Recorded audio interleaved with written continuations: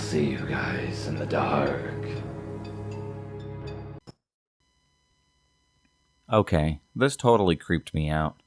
I worked at a small, privately owned nursing home. A lot of the patients had been there for a long time. Naturally, I was silly enough to take the night shift for 2 weeks right out of school to cover the night nurse who was ill.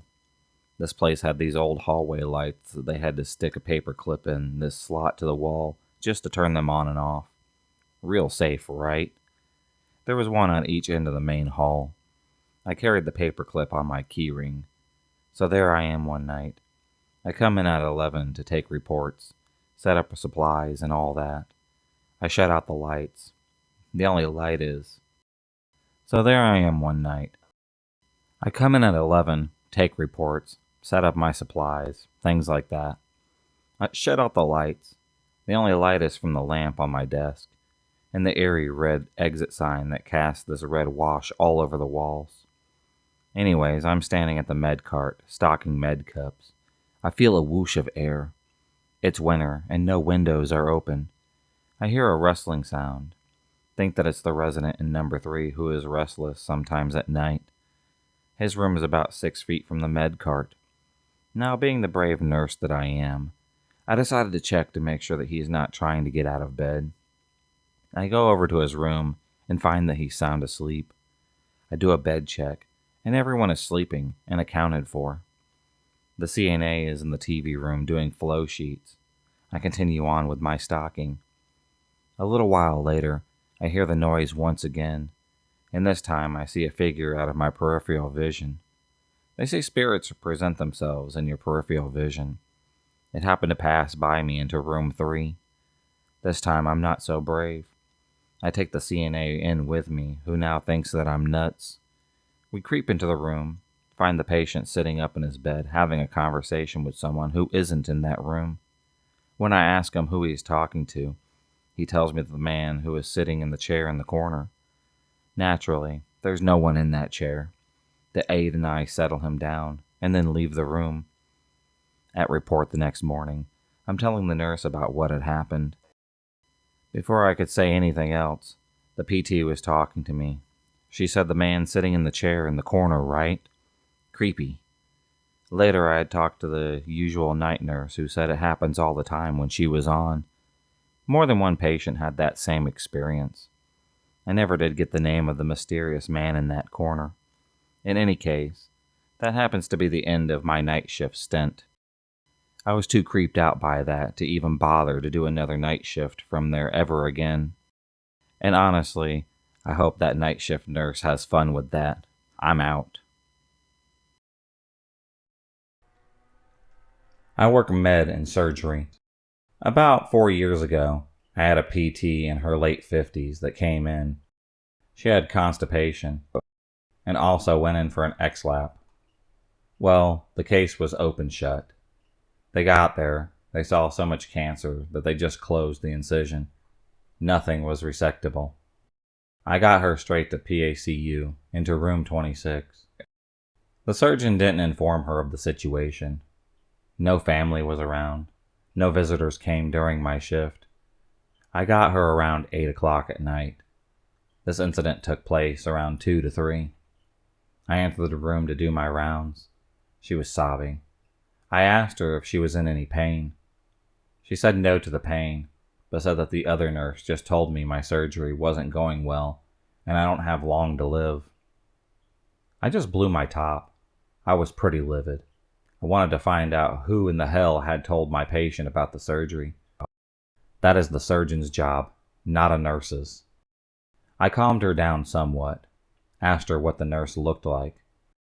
She told me that a nurse with a white hat, white uniform with white stockings, and everything down to hair color and height. On my floor, there's only 5 to 6 of us working. None fit that description even remotely.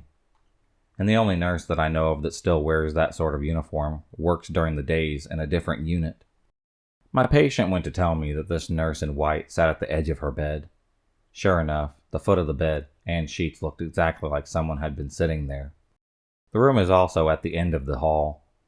There is no door at the end. The only way anyone could have gone to that room was passed by the nurse's station, so they would have been seen, but no one had gone by. Fast forward a year later, another PT is in 26, told one of the other night RNs that a nurse in the white kept coming in to check the IVs. I didn't tell that RN my story. That RN was hired after my experience. After about a month ago, one of the RNs came down to the station, asked who had a room 26. The nurse that had that room spoke up and wondered what's up. The first nurse said that there was a lady sobbing in there. She heard it from the hall, but did not look in. But instead she came to ask the nurse if she knew what was going on. While 26's nurse said that there was an elderly man in that room, not a woman. At that point, we all went down and went into that room. He was asleep quietly. The TV and radio were off. When we woke him up, he denied any kind of pain. I doubt he was whimpering in his sleep. Certainly he wasn't sobbing as the first nurse had heard.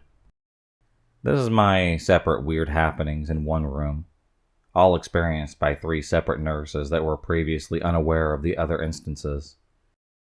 It raises the hair on the back of my neck.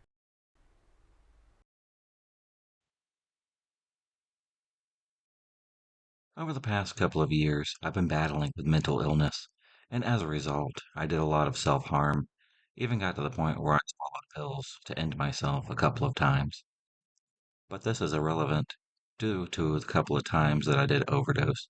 My parents had brought me to the hospital, where after being tortured with lots of IVs and medical attention for a couple of days, I was sent to what was basically a mental institution. For the record, this was nothing like you see in movies, but some of the stories I've heard from other teenagers that were in there. Mind you, none of these stories are my own. I'm just retelling about what we talked about when we had group therapy and what was said during the times that we had breaks. So, the first story, the name I'll use is Emma. Emma was quite unique and was super sweet.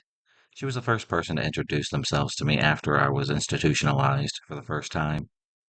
At first glance, she seemed like she didn't have a care in the world and didn't belong in that place.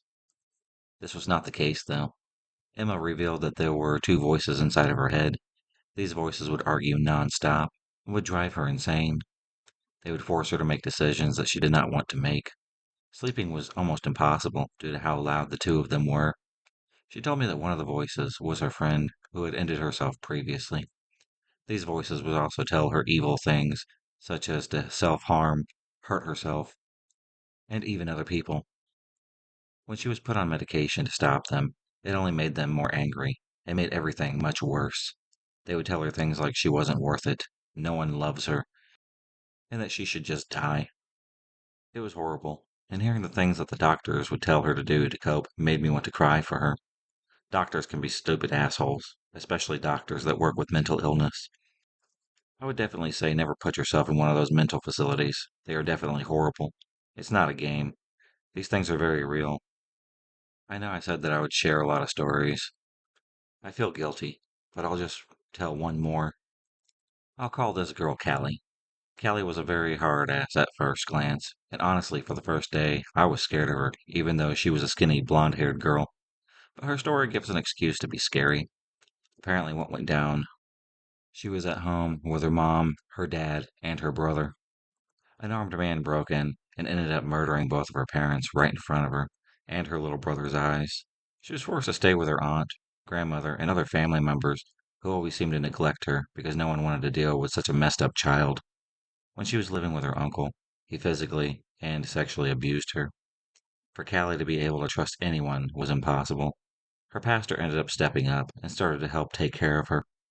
I'm pretty sure when I met her, she was living with her grandmother, but that was about a year and a half ago. This experience was life-changing for me because I had never been exposed to such evils of life. It opened up my eyes and it changed me. I'm so much more of an accepting person now, and it taught me to never judge a person because you don't know anything that is going on in their life. I'm sharing this because these stories were interesting, and I thought that people would enjoy hearing it.